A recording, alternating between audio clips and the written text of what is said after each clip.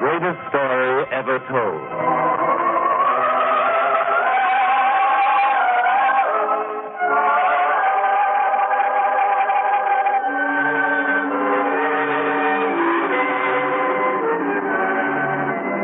Today, we present Matthew the Publican, a drama based on an event described in the 9th chapter of the Gospel according to St. Matthew, an event in the greatest life ever lived.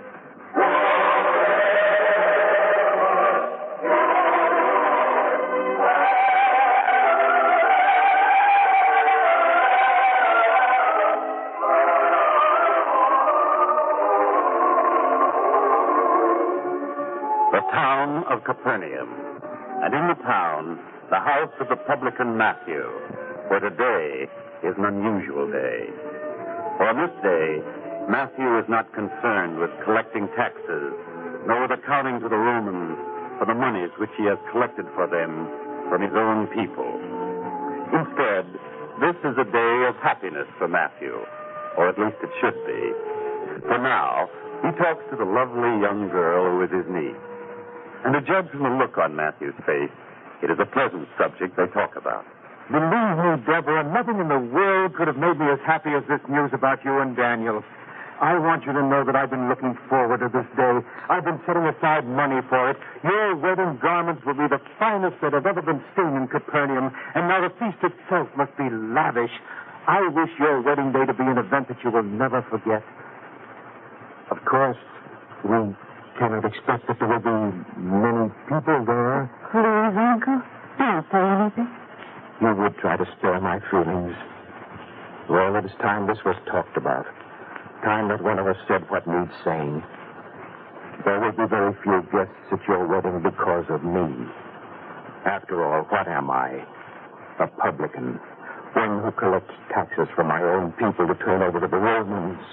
Shall I expect that they will like me for it? Uncle, I wish you wouldn't talk this way. If I can't talk to you, to whom shall I talk? Somehow, Deborah, if I were sure that you understood, it would help. If you understood what it was like. There was a plague, and your father and mother had both died. And suddenly I was left with a niece who needed food and shelter, and I had no other way to provide for you except to become a publican. It was not what I wanted, but it was the only way that would make it possible. I know, Uncle. Because of me, your life has been ruined. Oh, no, it wasn't your fault. But sometimes I get to wondering, is the man's life ruined as long as he's alive and there is hope that he can change? Uncle? I've thought about it often. Now I will do it. Do what, Uncle? Become a free man, free of the Romans, free of the hatred of my own people. But can you? Now that you're being married, I can get along on less. I will find some new way of earning my livelihood. I will take any other kind of work that I can find. Now, surely that should convince people, and I'll do it now. You'll see, Deborah, before your wedding day, we will have many new friends, and on your wedding day, you will have many guests. We will have nothing to be ashamed of. Uncle, are you sure it can be done? It can be done. In fact, I will go to see the Roman commander at once.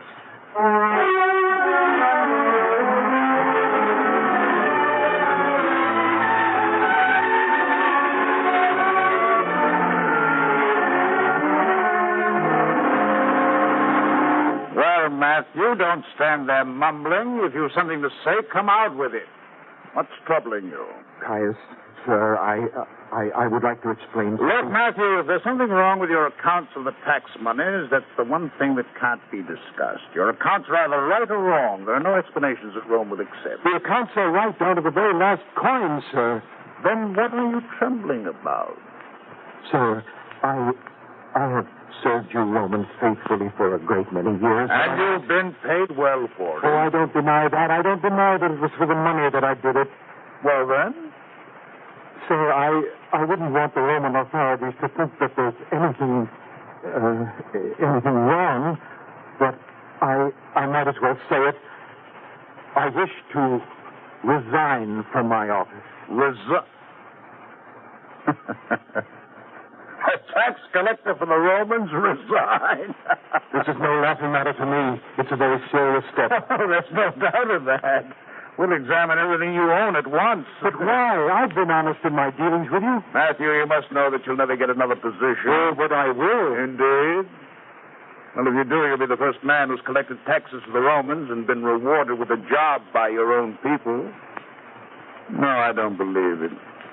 What's more, I think that you've been systematically stealing money from the tax collections, so that now you can afford to resign and never work again. No, sir, no, you don't understand it.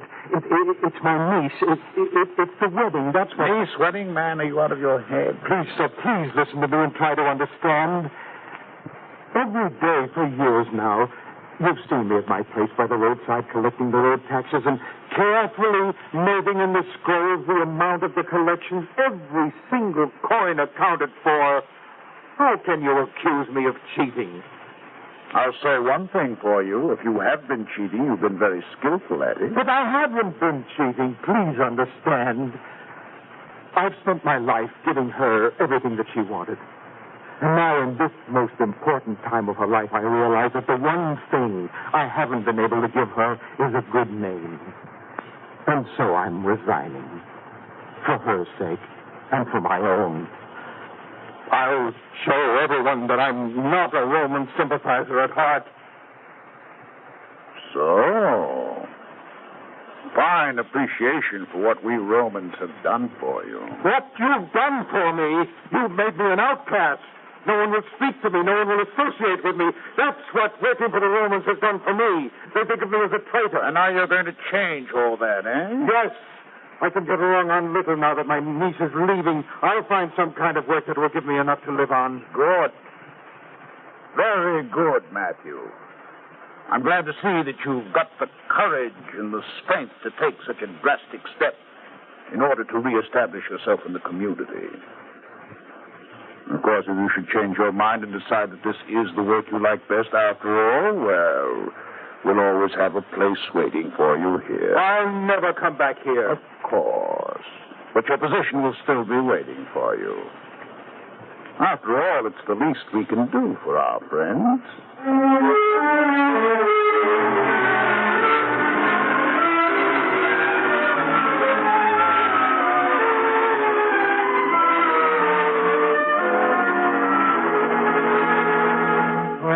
Matthew, what do you want here?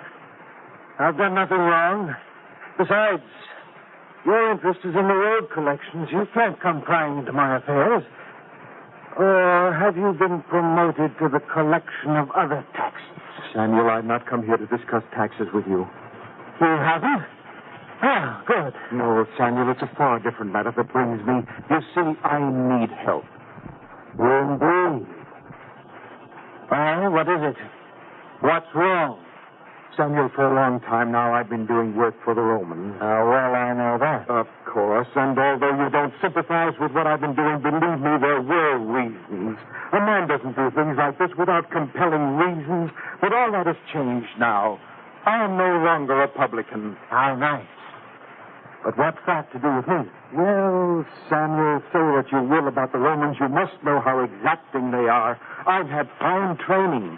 I can keep records and books as accurately as anyone. Well, that must be a great satisfaction to you, I'm sure. Now, the point of my visit here is this.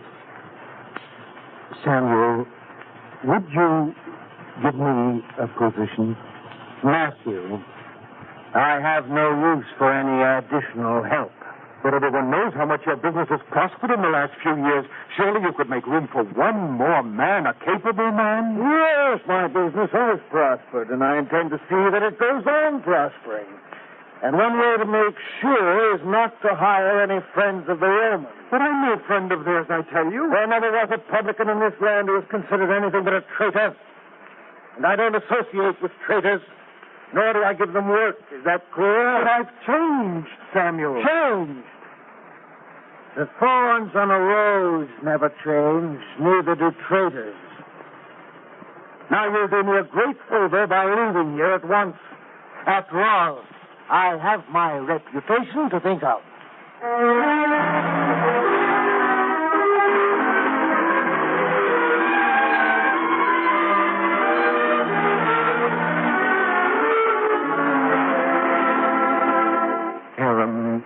must understand. I'm sure you will. Understand what, Matthew? Well, your caravans carry produce for the Roman armies. You do a great deal of business with them. And if I do? Well, then surely you must understand the position that I'm in now. Make yourself clear, Matthew. What is it? Is there something wrong? Or is it that you've got some bit of secret news that you're willing to dispose of for a price? I've never been a spy. And what brings you here? No one will believe me, but I think that you will understand. Because, after all, you did practically the same thing. What did I do? You worked for the Romans, too, and since you... Wait. Hold on a moment, Matthew. Are you attempting to put me in the same class with you? Well, after all, we both earn our livelihoods working for the Romans. You know, Matthew, I don't feel flattered being put in the same class with you, so if that's all you've come to say, get out.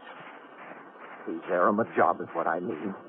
I can work hard for you. I can relieve you of a great many details which will give you more time for other profitable business. I'm sorry, Matthew. And you can trust me, Aaron. I'm honest. No one has ever denied that. No one ever discusses the honesty of traitors. It's like talking about rainfall in the desert. I'm sorry, Matthew. And I thought you would understand. Then you were mistaken. Now, let's get one matter straight. I work for the Romans, that's true. But I take money from them. You take money from your own people for the Romans. There's a difference, Matthew. A very big difference. And you don't think a man can change? I don't even care. I'm in a pretty delicate situation as it is, Matthew. I don't take risks for anyone. To hire you would be such a risk. Sorry.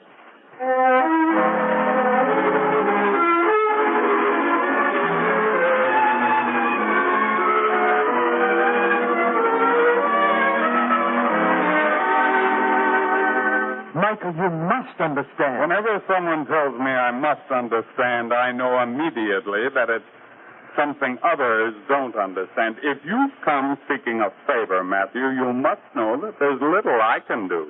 You mean there's little you can do for me, don't you? If you choose to phrase it that way. Michael, you're a respected man in this community. A word from you can mean a great deal. A word, some sort of magic word. Michael, have you ever known me to do a single dishonest act in all my life? What's the purpose of such a question, Matthew? If you vouch for me, then I might be able to get a job. Everyone respects you and your word. Just tell them that I'm honest and decent. Matthew, let me give you a little insight into a great secret of getting along with people. If you would have people respect your word, don't give it too freely. What do you mean? Why do people regard my word so highly? I'll tell you why.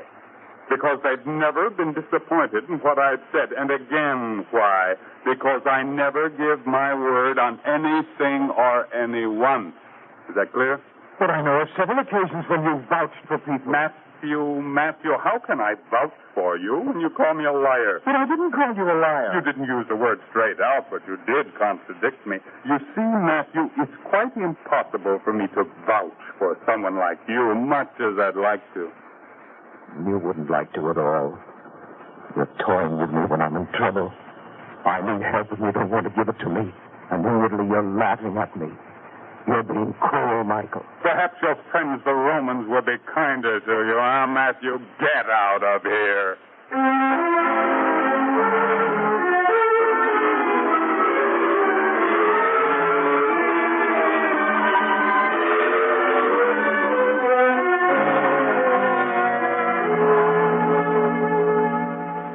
Oh, Deborah, I've tried. Oh, no, Uncle. It's as though I've been a thief. No one trusts me. No one believes. You tell me, Deborah, have I been a traitor? Have I been a friend of the Romans? Every day for years now you've seen me, heard me speak. Have I ever uttered one word that can be interpreted as treason toward our people? Oh, no, Uncle, no. How can people be so cruel? Uncle, Yes, Deborah. maybe Daniel's father could help. No, it wouldn't be right. I don't want to jeopardize your happiness, never that. But if Daniel is willing to marry me, surely his father should be willing to be understanding about you. He's the one man I won't go to.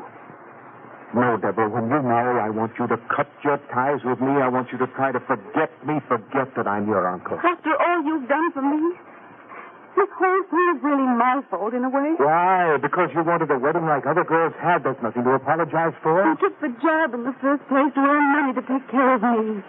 You tried to leave it because you thought it would help me, and Uncle, I don't deserve it. No. We won't have tears. In this life, when you make one mistake, you're finished. There's no beginning. No one wants to understand or forgive. Well, I don't want you to do the same thing that I did, so you will marry Daniel. You will live your own life. Your children must never know about me. You won't even come to see it? Shame is one possession I'm selfish about. I'll share it with no one. And your reward for all the years of sacrifice will be living alone the rest of your life? That isn't fair. Nor is it fair to attach the stigma to your children yet unborn.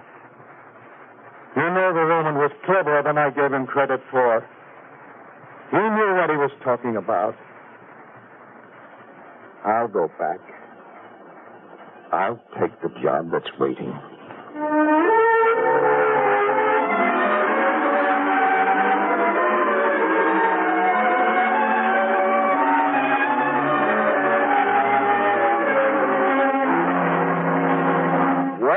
Matthew, so you're back. How nice to see you again. Please, sir, don't be too cruel. I'm a beaten man. Don't make it worse. So you've changed your mind, Matthew. Back. How nice to see you again. Please, sir, don't be too cruel. I'm a beaten man. Don't make it worse. So you've changed your mind, Matthew. Is it a job you're thinking of?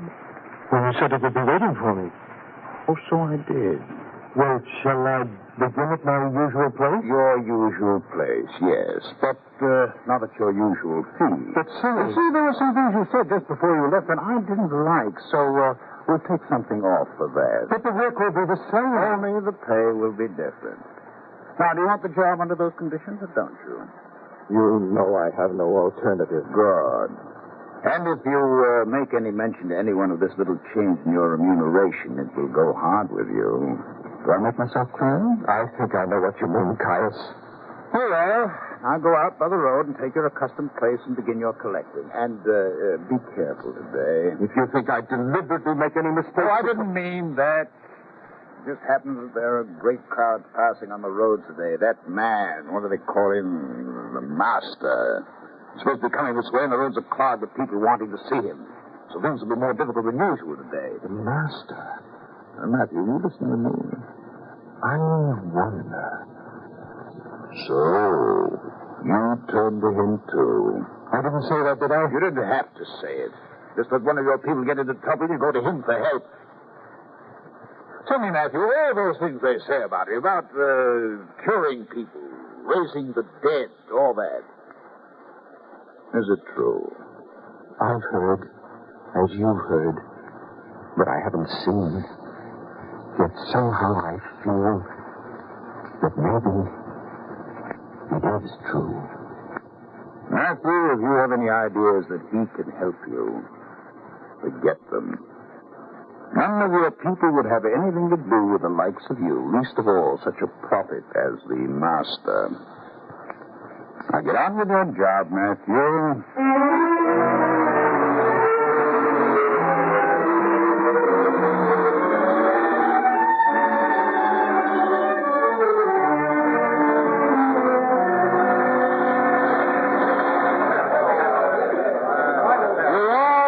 Return. And as soon as you pay your taxes, you'll be allowed to move on. So stand back, wait your turn. Roman slaves! Bring up! Roman guard! Stand back! No more of your comments. You think I do this because I want to? What is it, Matthew? Have you lost your zest for the job? Oh, Caius, you were right about the huge crowds. I have more than I can do to keep them in line. I don't think there's any excuse. If any of them slip by, I'll take the taxes out of your pay, do you hear? Yes, I hear. Now then, first, please, I'm trying to do what I can to make it easier and quicker for you all. If you'll only cooperate. What's the matter with him? Look there and you'll see. It's what I told you. The master is coming this way. You see there, they're clearing a path for him. The master, yes. Yes, I see him. Well, never mind that now. You'll do your job. You'll go on collecting taxes. But the master, I must speak to him. I must ask him if he couldn't forgive a man like You'll me. sit where you are, Matthew. You'll do what I tell you to. Please, this one time I'd like to ask him, sir. I'd like to find out. Collect the taxes, I say, else to find out what Roman retribution can be like. You don't do your job. Yes, sir. It seems that nothing can help me. Nothing. I'm a man doomed to be hated and distrusted and thwarted all my life. My one chance, and I can't take advantage of it. That's very touching, Matthew, but people are waiting. Collect the taxes. Yes, I'll collect the taxes. What else is there for me in life? Work for the Romans, be hated by your own. Give up what little family you have, that's my lot. All right. Next.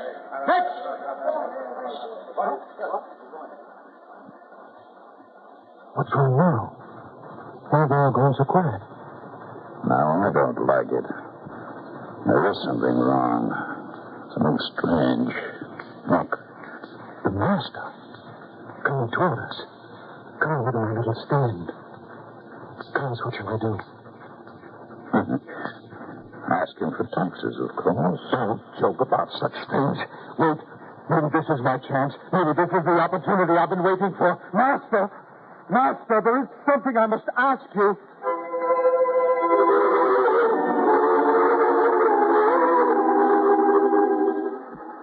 Follow me.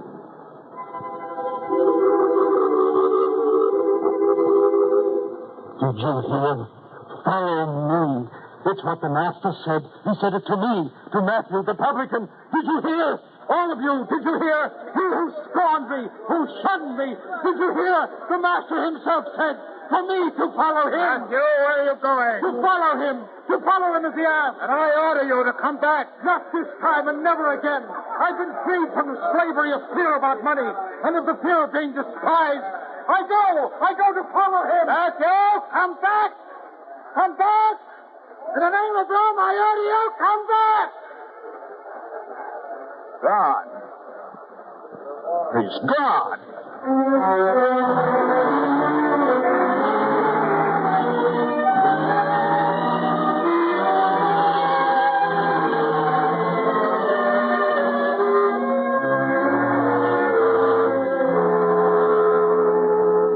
And you are the disciple John, and you were Peter. I was glad to know you all, and you must try to be friendly toward me, please. Matthew, the Master has chosen you. If you've been accepted by him, surely you can expect no less from us. Yes, Matthew. You should do the same as us. Oh, I'm not the same, Peter, for I'm a man loathed and hated here in Capernaum. But from now on, things will be different. There is one thing that I must do before I leave here. The Master and all of you, you'll have the evening meal in my home. It'll be the last meal in my home, but you must all be there. And I shall invite all those who shamed me and let them see that the Master has forgiven me. And maybe they will forgive too.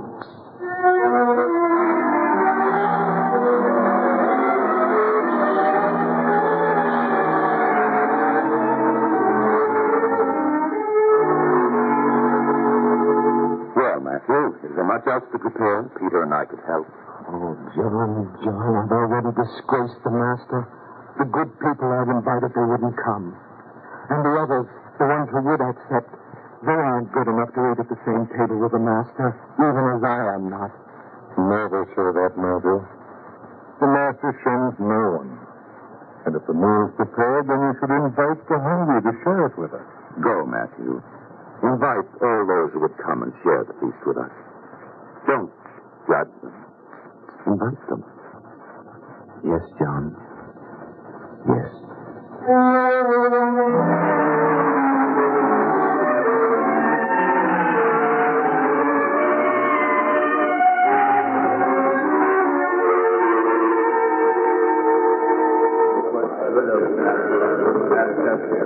John, I can see now what you meant. The Master turns from no man, no matter how low his station in life. One can look about this table and guess the things these men have done. Some have the shifty eyes of thieves, others the hard faces of disbelievers. and still others the hunted and worried look of those who are afraid of the world. And yet the master breaks bread with them and treats no man of them with disrespect, because he thinks not of the past, but of the present and the future. There's no man here who cannot be a good man. And with help and understanding, there will be good men one day. Uncle Matthew! Uncle Matthew! Deborah, please, I have an honored guest here for the last meal to be served in my home. Please, Uncle, listen to me. It's important. Oh, dear, you seem almost on the verge of tears. What is it? The wedding, Daniel? Is something wrong? And just when I thought that everything would be all right. Uncle, I've heard. The master has chosen you to follow, and you've been forgiven, I know, but unfortunately others have heard too. That's why I'm here. What do you mean, child? They're coming here. The important men in the town, Samuel, Aaron, the elders, they're coming here now. They are? That's good. For they'll see that I eat at the same table with the master. But you don't understand. They're coming here to confront the master, to accuse him, to do you harm. You're still not satisfied? They want to go on persecuting me? Don't be afraid, Matthew. Yes, let them come. The master has faced angry mobs before, and men of authority. Don't be afraid, Matthew. You have brothers now. Male brothers. See them? Deborah, with my newfound friends, I'm not afraid. I let them in. Samuel, Aaron, welcome to my home. Where is he?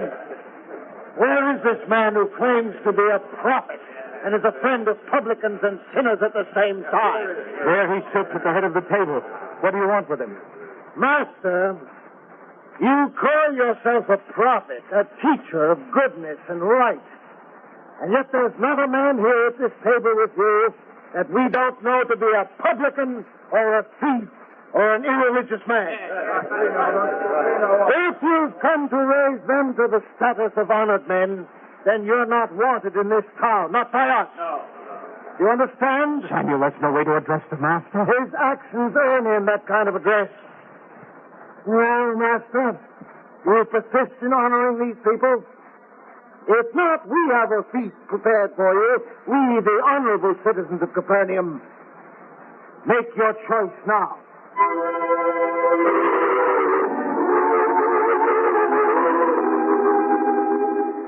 They that are whole have no need of the physician, but they that are sick.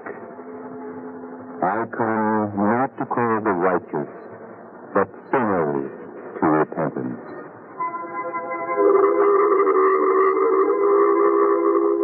Master, that is a strange soul.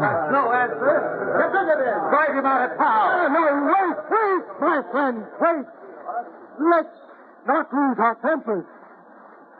There's a good deal in what he says.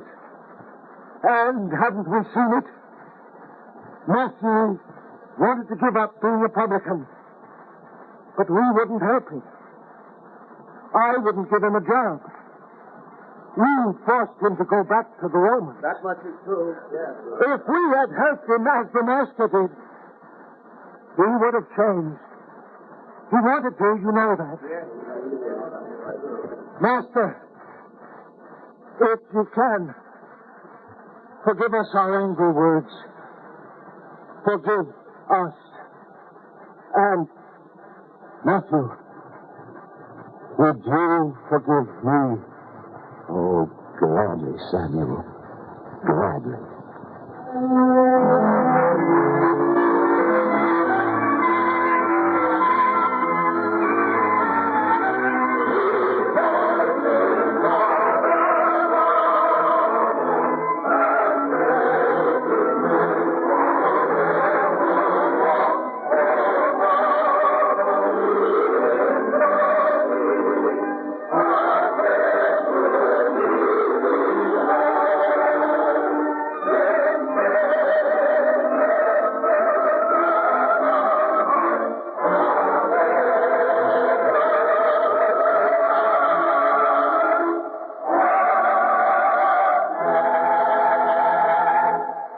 Next week, on this same network at this time, we will present another episode in the greatest story ever told from the greatest life ever lived.